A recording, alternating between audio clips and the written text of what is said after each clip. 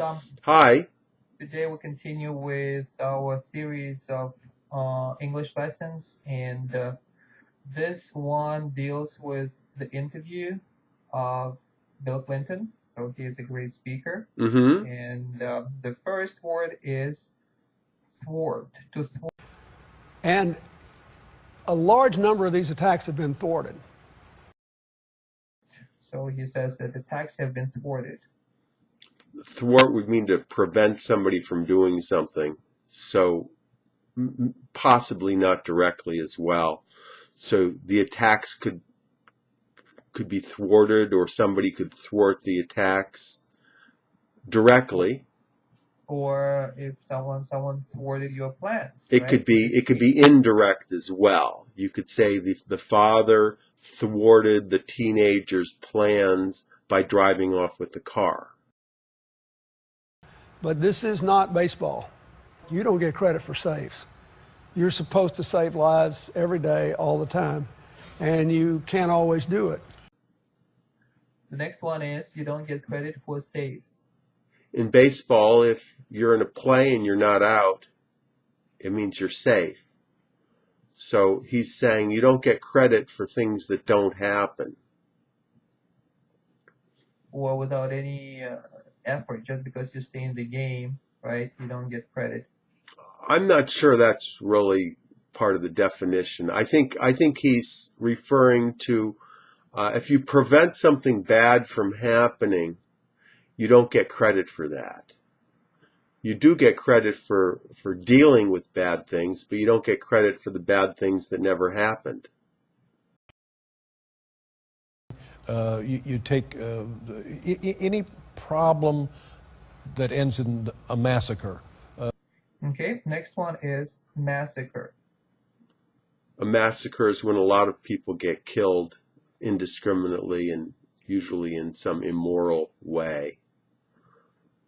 In the American Revolution, there was the Boston Massacre, which was, I'm not sure how many people died, somewhere between 4 and 7 that were shot by British soldiers, and that helped to start the American Revolution.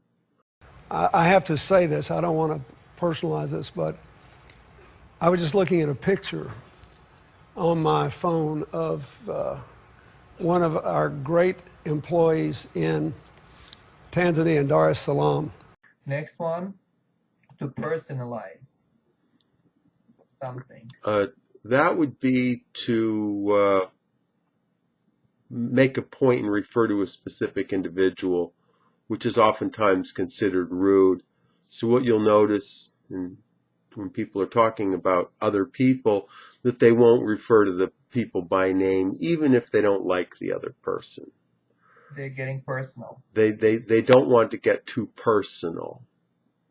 Or somebody might talk about something, a boss. A good example would be a boss might be reprimanding an employee, and he doesn't want to personalize the behavior by attacking the employee's character or personality.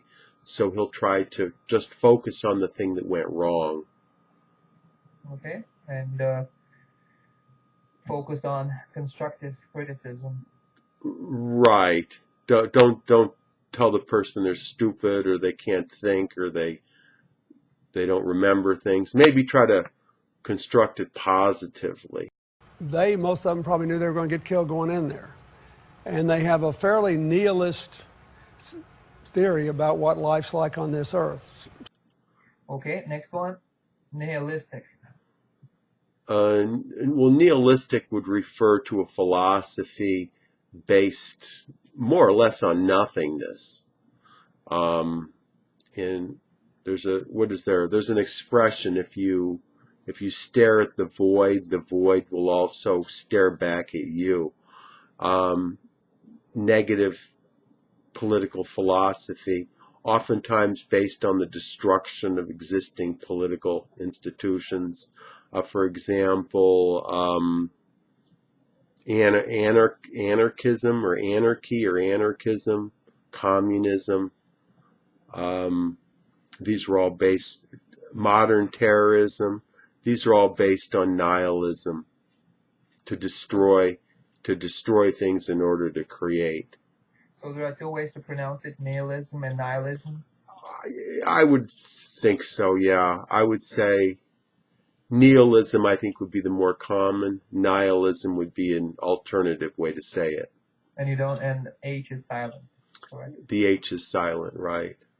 The countries that are doing well are those where everybody gets a seat at the table and nobody gets to yank anybody else's seat out from under them. Okay, next one is nobody gets to yank anybody's seat from under them. Apparently Clinton is referring to what they talk about as a seat at the table, which means that all the participants get to participate in the decision-making process. So what he's trying to say is that they do not want to discount any of the participants and to try to listen to what everybody has to say. So it's to What? take away someone's spot or place in this world, right? Yeah. Not to claim what belongs to another person. You could say that, or if you say yank somebody's seat, what would that be? Yeah, pull. We can also say pull the chair out from under them. That's another expression. Okay, next one. Yeah. Let me just continue for just a sec. You can also talk about pulling the chair out from under somebody. That's where you give somebody expectations that they're going to get positive results. But then when the time comes for the actual meeting or decision, then you pull the chair out from under them when you don't give them a good deal. Okay, and I guess even if you go to the extreme and want to hurt this person, then you throw them under the bus. That's another expression. Right, good. Or you can also pull the rug out from underneath them too. No, but it means that it's very hard to have a hard and fast rule. All right. Next one, a fast and hard rule. Well, a fast and hard rule would be a general rule that works for everything. For example, with the police, they might say, well, if somebody litters, then, or if a bicycle's going the wrong way, or if some thing that people might do, that the person should be arrested. But the police might say, well, that's not very reasonable because then you'll be arresting too many people. So the idea would be to have a more flexible response rather than a fast and hard rule or a hard and fast rule. Like set in stone, right? You have to follow all the time. You could, yeah, that's another good expression. Very, very similar. It's not, we can say it's not set in stone. Or, yeah, we don't do the same thing the same way every time. Meanwhile, we have to keep trying to help the people on the ground who are sticking up for average citizens there. Okay, next one, sticking up for someone or something. Well, sticking up for somebody refers to defending someone. And I'm not sure where the sticking up part comes from, but it sounds like it comes from the idea that somebody who is being attacked, nobody might stand up for them to defend them. So the person that does that might be a lone individual who sticks up for someone. Maybe it comes from the battlefield where people have to straighten up to shoot at enemies, so you have to stick up. That's possible. Do we have a definitive answer to that? We're as close as we're going to get. Okay, next one, definitive, like a definitive answer. A definitive answer would be an answer that is clear and complete. For example, you could have a drug for a disease, and the drug could be a definitive cure, which would mean it would eliminate the disease. If Okay. if it doesn't eliminate the disease, then it might help, but the results would not be definitive. And also you can have what definitive results, maybe of a survey, definitive success of the project, right? Yes, you could do that, or you could have a definitive answer. You could ask a question, and then oftentimes you may only get partial answers back. But if you get a genuine answer, you could say, well, that's a definitive answer to the question. Vladimir Putin intervening and Obama, for the moment, acquiescing. And you look at this as a lot of people said, oh, well, this is a sign of weakness, or is this a sign of genius? Okay. Acquiesce, that comes from the Latin, and the meaning is to please someone else by giving in to them. For example, if somebody wants to borrow your car, but you don't want to loan your car to them, but you want to please them, then you might acquiesce by agreeing to loan them your car, doing something you don't want to do.